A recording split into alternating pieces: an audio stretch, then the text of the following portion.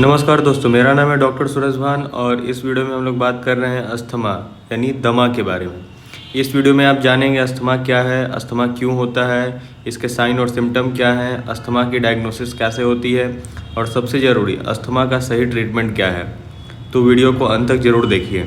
What is asthma? Definition. सबसे पहले समझते हैं अस्थमा क्या है। अस्थमा एक क्रोनिक रेस्पिरेटरी डिजीज है, यानी यह एक लंबे ऐसी बीमारी है जो लंबे समय तक चलती है और लंग्स को इफ़ेक्ट करती है। अस्थमा में क्या होता है, हमारे लंग्स के अंदर कुछ नलियाँ होती हैं जिन्हें एयरवेज कहा जाता है।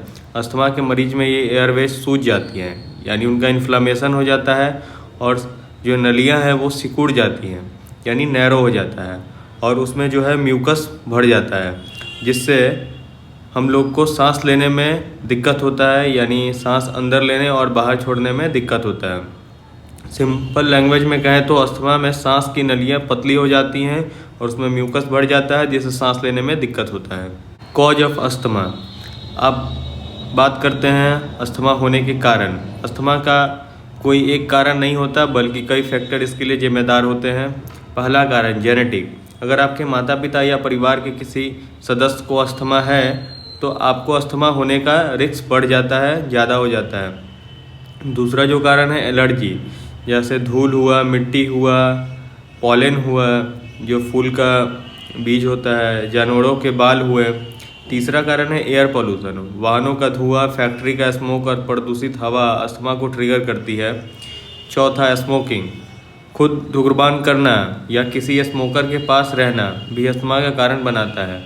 सिर्फ खुद ही धूम्रपान करने से नहीं, अगर आप किसी सिगरेट पीने के वाले और गांजा पीने वाले के साथ रहते हैं तब भी आपको अस्थमा होने का खतरा है। रेस्पिरेटरी इन्फेक्शन, बचपन में बार बार सर्दी, खांसी या लंग इन्फेक्शन होना भी अस्थमा का होने का चांस बढ़ाता है। छठा, कोल्ड एयर और वेदर चेंज, जो ठंडा मौसम है और जो मौसम चेंज होता है उसके कारण भी अस्थमा होता है।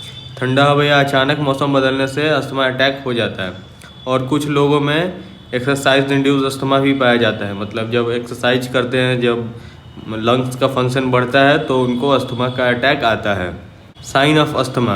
अब समझते हैं sign of asthma. Sign of वो होते हैं जो डॉक्टर जांच के दौरान देखता है। अस्थमा के मेन साइन है सांस लेने के समय विजिंग साउंड, यानी सीटी जैसी आवाज़। ये हम लोग डॉक्टर लोग जो है स्टेथोस्कोप से आपके जो है चेस्ट में जो है सुनते हैं। बहुत तेज़ से सांस चलना, जो पेशेंट होता है बहुत तेज़ी से सांस लेता है।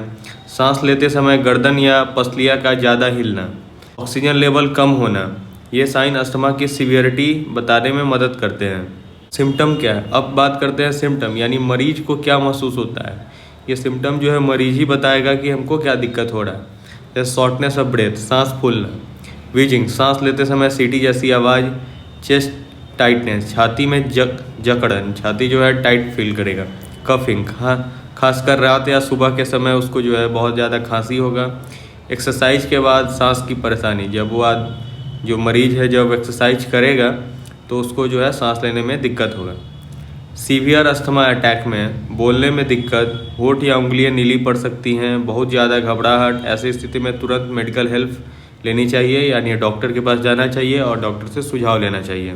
Diagnosis of asthma. अब जानते हैं अस्थमा की डायग्नोसिस कैसे होती है। सबसे पहले डॉक्टर आपकी मेडिकल हिस्ट्री पूछता है, फैमिली हिस्ट्री और एलर्जी के बारे में जानता है। तो अगर आपके किसी परिवार में किसी को अस्थमा है तो आप डॉक्टर को बताइए, इससे घबराइए नहीं, इससे आपको इलाज में मदद मिलेगा। फिजिकल एग्जामिनेशन होता है जिसमें आपके चेस्ट के साउंड को सुना जाता है। फिर उसके बाद स्पायरोमेट्री टेस्ट है जिससे लंग्स की वर्किंग चेक की जाती है।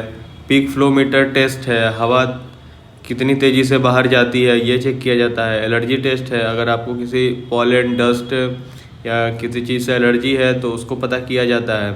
चेस्ट एक्सरे, दूसरी बीमारियों को रूल आउट करने के लिए। Treatment of asthma. अब जानते हैं इंपॉर्टेंट पार्ट अस्थमा का ट्रीटमेंट। ध्यान रखें, अस्थमा पूरी तरह ठीक नहीं होती है, लेकिन सही इलाज से पूरी तरह कंट्रोल किया जा सकता है। मेडिसिन फॉर अस्थमा, पहले होती हैं रिलीवर मेडिसिन, यह अस्थमा अटैक के समय दी जाती है। Example salbutamol inhaler. ये एयरवेज को तुरंत खोल देती हैं, जो म्यूकस होता है उसको क्लियर करती है और सांस लेने में मदद मिलता है। दूसरी होती है कंट्रोलर मेडिसिन, ये रोज़ ली जाती है, जैसे इनहेल्ड कॉर्टिकोस्टेरॉइड्स, ब्यूडेसोनाइड, बेक्लोमेथाजोम। इनका काम है सूजन कम करना, जो इन्फ्लामेशन हो जाता है एयरवेज में उसको कम करना और अस्थमा को दोबारा आने से रोकना। कुछ मरीजों को कंबाइन इनहेलर भी दिया जाते हैं। Prevention and life style, asthma control के लिए लाइफ स्टाइल बहुत इंपॉर्टेंट है। डस्ट और स्मोक से बचें, यानी जहाँ ज़्यादा डस्ट है, धूल है, ये सब उस जगह से जाने से बचें या मास्क का प्रयोग करें। स्मोकर्स बिल्कुल ना करें।